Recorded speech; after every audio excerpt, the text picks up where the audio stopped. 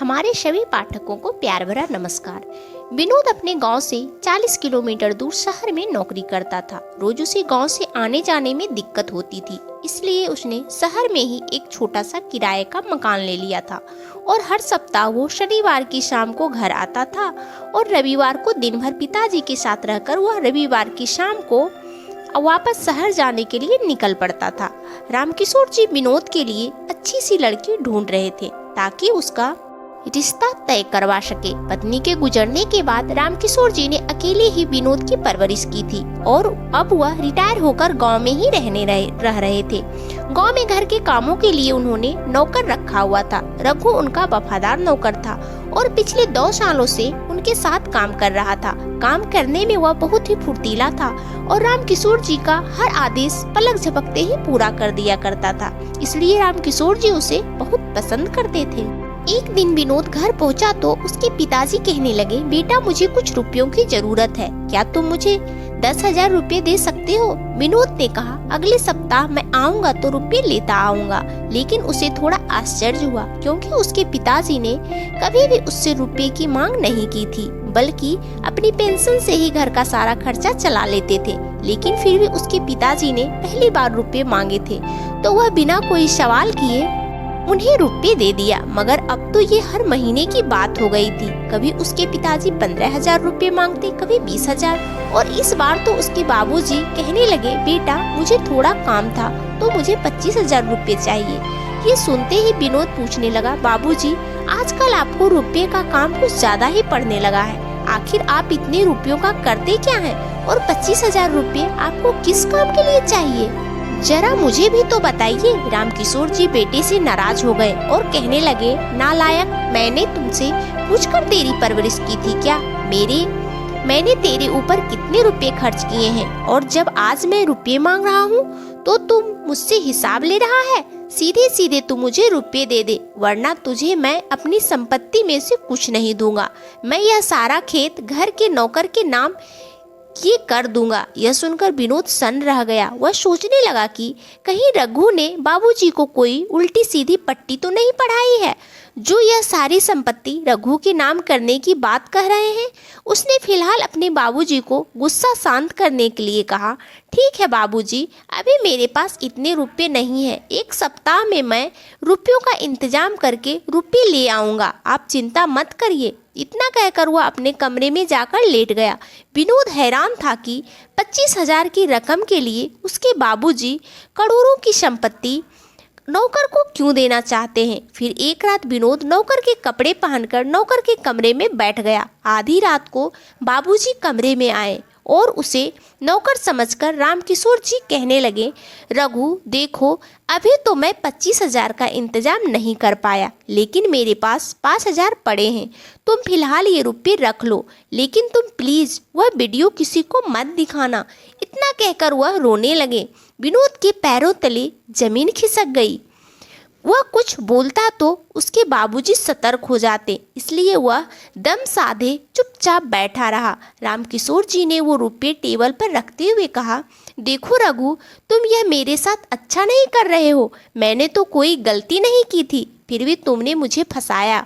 मैंने तुम पर कितना भरोसा किया, सालों से तुम मेरे यहाँ काम कर रहे हो, आखिर तुम ऐसा क्यों कर रहे हो? अब विनोद से रहा नहीं गया। वो उठकर खड़ा हो गया और अपने बाबूजी के कंधे को पकड़ते हुए बोला, बाबूजी यह सब आप क्या बोल रहे हैं? रघु आपके साथ क्या कर रहा है? आप मुझे बताइए, आपको किसी से डरने की जरूरत नहीं है।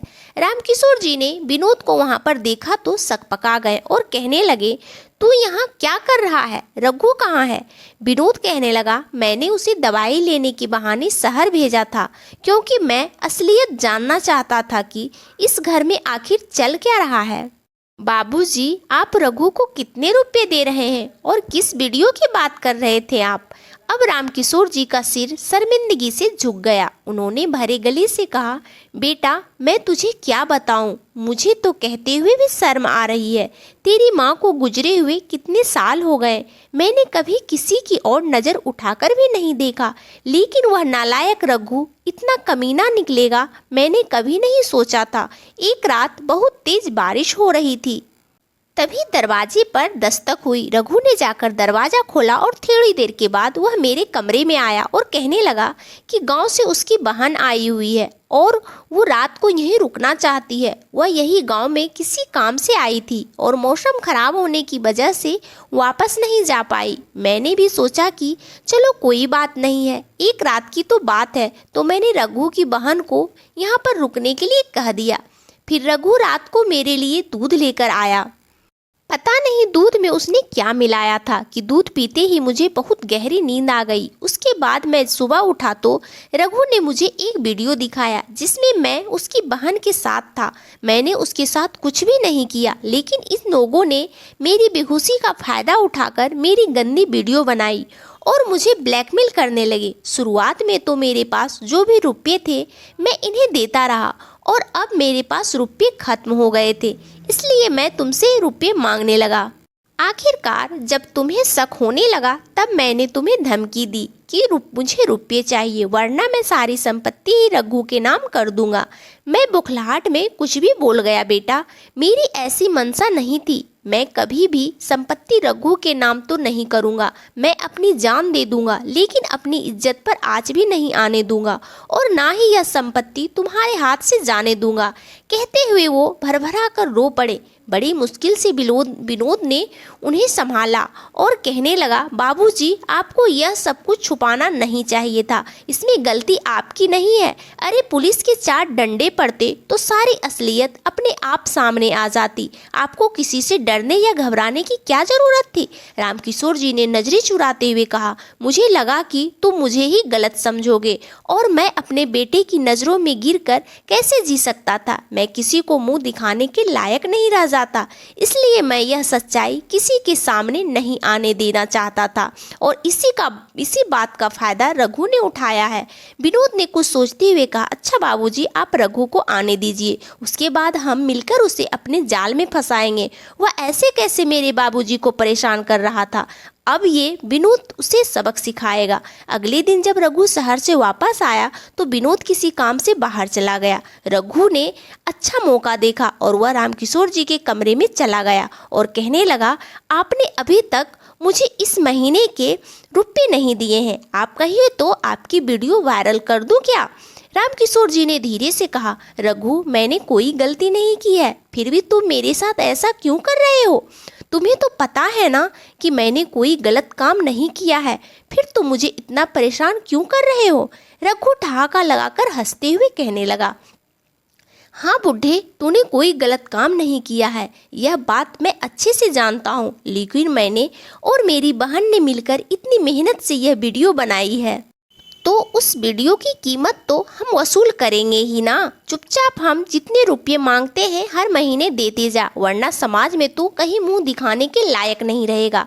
रामकिशोर जी के लिए इतना ही काफ़ी था। उन्होंने धीरे से कहा, ठीक है रघु, मैं जल्द ही रुपयों का इंतजाम करूंगा। रघु वहां से चला गया तो रामकिशोर जी ने कमरे में छुपाया हुआ मोबाइल निकाला और तुरंत ही विनोद को फ़ोन करके घर बुला लिया।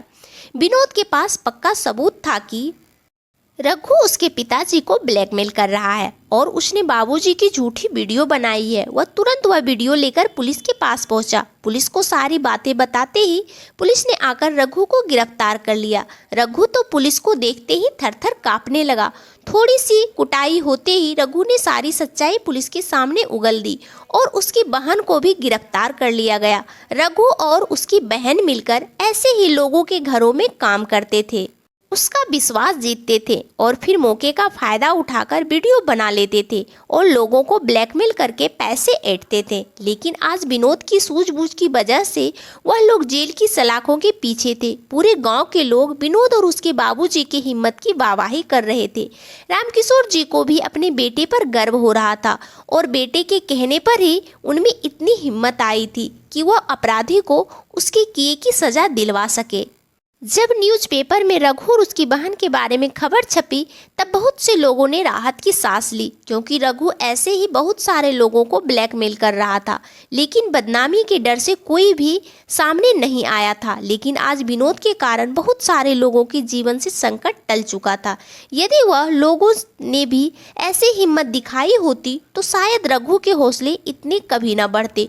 दोस्तों, अपराध करने वाला कितना ही चालाक क्यों न हो, यदि हिम्मत और सूझबूझ से काम लिया जाए तो बड़े से बड़ा अपराधी भी पुलिस की गिरफ्त में आ सकता है। विनोद ने अपने बाबूजी को बचाने के लिए उन्हें हिम्मत दी, लेकिन बहुत से लोग शर्मिंदगी के कारण ऐसे अपराधियों के खिलाफ कोई कठोर कदम नहीं उठा पाते हैं और इसी कमजोरी का फायदा उठाकर ये अपराधी हमारे बीच अच्छाई का मुखौटा लगाकर बड़े आराम से घूमते हैं। तो दोस्तों, आपका क्या विचार है कमेंट करके ज़रूर बताइएगा। और दोस्तों, कहानी अच्छी लगी थी इस कहानी को लाइक और चैनल को सब्सक्राइब करना बिल्कुल भी नहीं भूलिएगा। और आप सबका दिन शुभ हो, मंगलमय हो, यही भगवान से प्रार्थना है। धन्यवाद दोस्तों।